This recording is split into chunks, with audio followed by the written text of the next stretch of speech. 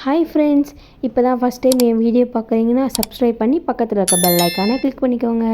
வாங்க இப்போ நம்ம வீடியோக்குள்ளே போகலாம். இந்த வீடியோ சனிக்கிழமை 8:30 மணிக்கு எடுத்துன்னு இருக்காங்க. காலையில் கொஞ்சம் லேட்டாக தூங்கி எழுந்திரிச்சிட்டேன். அதனாலேயே ஒரே கஷ்டமாக போச்சு. ஒன்றும் இல்லைங்க, 8:30 மணிக்கு எழுந்துட்டுனா 9 மணிக்கு எங்கள் வீட்டுக்கார் சாப்பிட வருவாரா, அதுக்குள்ளே சமைக்கணும். 1/2 ஹவரில் இந்த டாஸ்க்கெல்லாம் கம்ப்ளீட் பண்ணணும். ஒன்றும் இல்லை, ரொம்ப சிம்பிளாக ஒரு சட்னி ஒரு தோசை அவ்வளோதான். ஆனால் அதுக்கே எனக்கு ரொம்ப பெரிய மலையை தாண்டி போகிற மாதிரியே ஒரு ஃபீல். சரி ஓகே, என்ன தான் இருக்குதுன்னு ஃப்ரிட்ஜில் போய் பார்த்தா தேங்காய் இல்லை. தேங்காய் இருந்தால் ஒரு உடச்சக்கடலை சட்னி அரைச்சிருக்கலாம், தேங்காய் சட்னி அரைச்சிருக்கலாம். தேங்காய் இல்லாதனால சரி வெங்காயம் தக்காளியை போட்டு இந்த உடச்சக்கடலையை போட்டு ஒரு சட்னி அரைப்போன்னு சொல்லிவிட்டு ஒரு கடாயை பற்ற வச்சு அதில் 2 ஸ்பூன் எண்ணெயை ஊற்றி ஒரு 4 பல் பூண்டு, ஒரு துண்டு இஞ்சி, ஒரு 4 பச்சை மிளகா, அப்புறம் ஒரு பெரிய வெங்காயம், ஒரு சின்ன தக்காளியை போட்டு வதக்கிட்டு லாஸ்ட்டாக இறக்கும்போது இந்த உடச்சக்கடலையும் போட்டு இறக்கிட்டா சுவையான சட்னி ரெடி. அப்புறம் அதுக்கு ஒரு தாளிப்பு கொடுக்கணும்ல. தாளிப்பு கொடுக்கல எங்கள் வீட்டில் என்னம்மா சொல்லுவாங்க, என்ன சட்னி பச்சையாகவே இருக்குது, வெங்காயம் தக்காளி வதக்கவே இல்லையே அப்படின்னு வரும். அவர் என்னமோ ரொம்ப அருமையாக சமைக்கிற மாதிரி. சரி ஓகே, அதுக்கு ஒரு தாளிப்பு கொடுக்கலான்னு சொல்லிட்டு தாளிக்கிற கரண்டியை வச்சு அதில் ஒரு 2 ஸ்பூன் எண்ணெயை ஊற்றி கொஞ்சோண்டு கடுகு, கருவேப்பிலை, கொத்தமல்லியை போட்டு அதில் தாளித்து அந்த சட்னி தலையில் கொட்டிட்டோன்னா சட்னி வேலை முடிஞ்சிடும். தோசை வேணுமா இட்லி வேணுமான்னு கேட்டதுக்கு எங்கள் வீட்டில் தோசையே போதும்னுட்டாங்க. எங்கள் இட்லி வேணும்னு கேட்டுட்டாருன்னா இட்லி பானையை வச்சு தட்டை வச்சு எண்ணெயை ஊற்றி இட்லியை சுட்டு அந்த பாத்திரத்தை கழுவி எடுக்கிறதுக்குள்ளே ஒரு பாடாகிடுங்க. அதனால் தோசைக்கல்லில் வச்சோமா ஒரு 2 தோசையை ஊற்றினோமா வேலையை முடித்தோமான்னு இருக்கணும். அதுலேயே எங்கள் வீட்டில் தோசை அப்படியே பேப்பர் மாதிரி இருக்கணும். ஆமாம், அவர் சுட்டு கொடுத்தாருனா எனக்கு 2 கரண்டி மாவு எடுத்து ஒரே தோசையாக சுட்டு கொடுப்பாரு. இதே நம்ம சொன்னோன்னா அவருக்கு அப்படியே தோசையை மெலிசாக சுட்டு கொடுத்தாதான் சாப்பிடுவார்.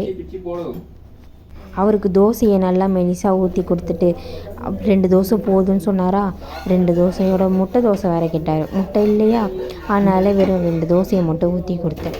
மனுஷன் ரொம்ப பொறுப்பானவங்க. ஏன்னு கேட்டிங்கன்னா பாருங்கள், பிள்ளைய வச்சுக்கினே சாப்பிட்றாரு. ஏன்னா அவள் அந்த 2 தோசை ஊற்றுறதுக்குள்ளே அவள் கையாமையான்னு கத்த ஆரம்பிச்சிட்டா. இவங்களுக்கு ஸ்டார் தோசை வேணும், பொம்மை தோசை வேணும், பால் தோசை வேணும். இந்த மாதிரி டிஃப்ரெண்ட்டாக தோசைலாம் நான் சுட்டு கொடுத்து அவங்கள அட்ராக்ட் பண்ணேன். அப்போ தான் சாப்பிடுவாங்க. சரி ஓகேன்னு சொல்லிவிட்டு இந்த சின்ன குட்டியையும் தூங்க வச்சுட்டு அப்படியே வெளியே வந்தால் ஒரு மலை போல் பாத்திரம் குவிஞ்சு கிடக்குதுங்க.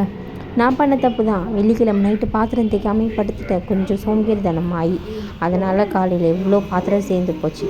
சரி லைட்டாக மழை வர மாதிரி இருந்துச்சா, அதுக்குள்ளே இந்த பாத்திரத்தெல்லாம் தேய்ச்சி முடிச்சிடலான்னு சொல்லிட்டு பாத்திரத்தை தேய்ச்சி முடித்து எழுறதுக்குள்ளே மதியம் ஆயிடுச்சுங்க.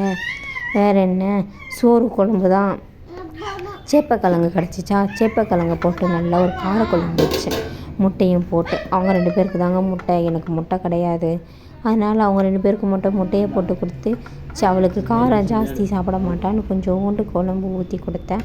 அவள் அவங்க பாப்பாவை பார்த்துக்கினே சிரிச்சுக்கினே சாப்பிட்டு முடிச்சிட்டான். அதை கொடுக்குறேன் பாருங்க, எப்படி பல காட்டின்னு இருப்பாங்க. இப்படி தான், இப்படியே தான் எங்களுக்கு நடக்கிறது. அப்பாவும் பொண்ணும் அந்த சின்ன குட்டியை விடுறதில்ல. இந்த வீடியோ ஞாயிற்றுக்கிழமை எடுத்துன்னு இருக்காங்க. சின்ன ஷாப்பிங் தாங்க. சென்னை சில்க்ஸில் ஆடி ஆஃபர் போட்டிருந்தாங்கன்னு சொல்லிட்டு குடும்பமாக கிளம்பி போயாச்சு. என் சின்ன குட்டி எங்கள் மாமியார்கிட்டயே விட்டுட்டு போயிட்டோம்.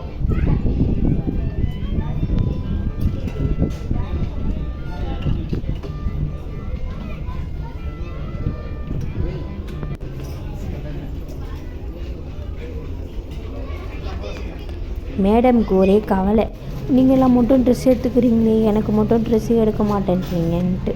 அவளுக்கும் தான் எடுக்கலான்னு வந்தோம். இந்த மனுஷன் இந்த டிஷர்ட் பக்கம் போனாலே கண்டிப்பாக 4-5 டிஷர்ட் ஆனால் எடுத்துகிட்டு வந்துடலாருங்க.